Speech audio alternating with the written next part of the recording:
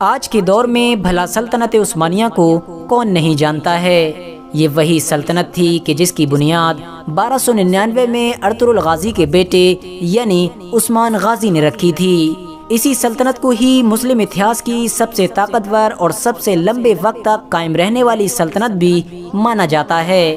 لیکن دوستو، آج کے اس ویڈیو میں ہم آپ کو اسی سلطنت کے ہی 5 ایسے سلطانوں کے بارے میں بتائیں گے کہ جن کو اس سلطنت کا سب سے طاقتور سلطان مانا جاتا ہے۔ یعنی اتہاس کاروں کے مطابق اگر یہ 5 سلطان اس سلطنت میں پیدا نہ ہوتے تو شاید یہ سلطنت کبھی بھی اتنی طاقتور نہ بن پاتی اور نہ ہی اتنے لمبے وقت تک قائم رہ پاتی۔ تو دوستو، اس لسٹ میں 5ویں نمبر پر ہیں عثمان غازی۔ وہی عثمان غازی کہ جنہوں نے 1299 میں اس سلطنت کی بنیاد رکھی تھی۔ عثمان غازی کے والد یعنی ارطغرل غازی نے اپنی پوری زندگی میں اپنی بہادری اور محنت کے بلبوتے پر ترکی کے لگ بھگ سبھی چھوٹے چھوٹے قبیلوں کو ایک جھنڈے کے نیچے جمع کر دیا تھا۔ عثمان غازی نے اپنے والد کی اس محنت کو برباد نہیں جانے دیا اور وقت کے ساتھ ہی 1299 میں ایک نئی سلطنت کا اعلان کر دیا تھا۔ دوستو، عثمان غازی بھی بالکل اپنے والد یعنی فادر ارطغرل غازی کی ہی طرح بہادر تھے۔ انہوں نے اپنی پوری زندگی میں بہت ساری چھوٹی اور بڑی جنگیں لڑیں، لیکن کسی بھی جنگ میں ہار کا سامنا نہیں کیا تھا۔ عثمان غازی کو اس لسٹ میں شامل کرنے کی ایک وجہ یہ بھی ہے کہ کیونکہ عثمان غازی ہی اس سلطنت کے پہلے سلطان تھے، یعنی انہوں نے ہی اس سلطنت کی بنیاد رکھی تھی۔ اور ہم سبھی جانتے ہیں کہ کسی بھی بلڈنگ کا سب سے مین پارٹ اس کی بنیاد ہوتی ہے۔ اگر کسی بھی بلڈنگ کی بنیاد کو اچھی طرح سے بنا دیا جائے تو وہ بلڈنگ ہمیشہ ہمیشہ کے لیے کھڑی رہتی ہے، لیکن اگر کسی بلڈنگ کی بنیاد کو ہی اچھی طرح سے نہ بنایا جائے تو اوپر کھڑی ہوئی عالیشان پوری کی پوری بلڈنگ ہی برباد ہو جاتی ہے۔ اس لسٹ میں 4تھے نمبر پر ہیں اورحان غازی۔ وہی اورحان غازی کہ جو نہ صرف عثمان غازی کے بیٹے تھے بلکہ سلطنت عثمانیہ کے دوسرے سلطان تھے۔ اورحان غازی نے سلطنت عثمانیہ کی گدی پر بیٹھتے ہی اس سلطنت کو بڑی تیزی کے ساتھ پھیلانا شروع کر دیا، کیونکہ دوستو عثمان غازی کے دور میں بھلے ہی اس سلطنت کی بنیاد تو رکھ دی گئی تھی، لیکن اس سلطنت کا ایریا زیادہ نہیں ہوا کرتا تھا۔ اس سلطنت کے ایریے کو صحیح طور پر اورحان غازی نے ہی بڑھایا تھا۔ اورحان غازی کے دور میں ہی پہلی بار سلطنت عثمانیہ کی فوج یورپ میں بھی داخل ہو گئی تھی، یعنی سمندری راستے سے یورپ کے بہت سارے علاقوں کو فتح کرنا شروع کر دیا تھا۔ ساتھ ہی ساتھ آپ کو یہ بھی بتاتے چلیں کہ اورحان غازی ہی سلطنت عثمانیہ کے وہ سلطان تھے کہ جنہوں نے جینیسریز جیسی خطرناک فوج کی بنیاد رکھی تھی۔ وہی جینیسریز فوج کہ جس کو اتہاس میں ناممکن کو ممکن بنانے کے لیے جانا جاتا ہے۔ یہ عثمانی سلطنت کی وہ خطرناک فوج تھی کہ جو ہمیشہ جنگ کے بالکل آخری وقت میں تب اترا کرتی تھی جب یہ محسوس ہونے لگتا تھا کہ شاید سلطنت عثمانیہ اب ہار جائے گی، اور ایسے وقت میں یہ اتر کر پوری طرح سے جنگ کا پاسا پلٹ دیا کرتی تھی۔ دوستو، اس لسٹ میں تیسرا نام ہے سلیمان دی میگنیفیسنٹ کا۔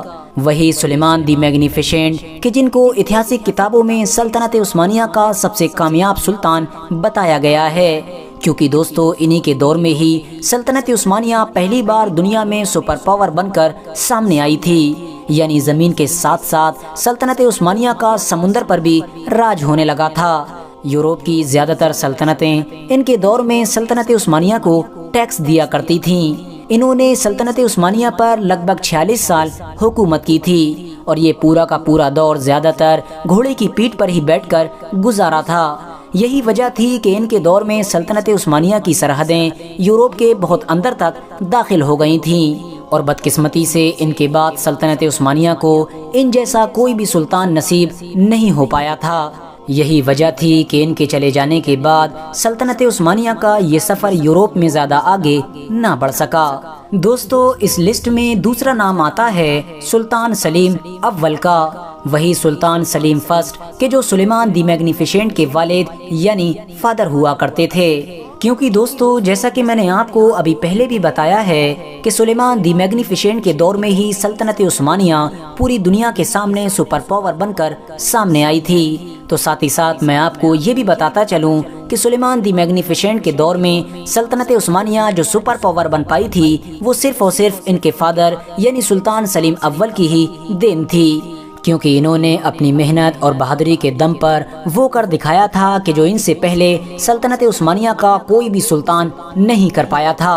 آپ ان کی بہادری کا اندازہ صرف اور صرف اس بات سے بھی لگا سکتے ہیں کہ سلطنت عثمانیہ کا جتنا ایریا سلطنت کے شروع کے 8 سلطانوں نے مل کر جیتا تھا، اتنا ایریا تو انہوں نے اپنی پوری زندگی میں اکیلے ہی جیت لیا تھا۔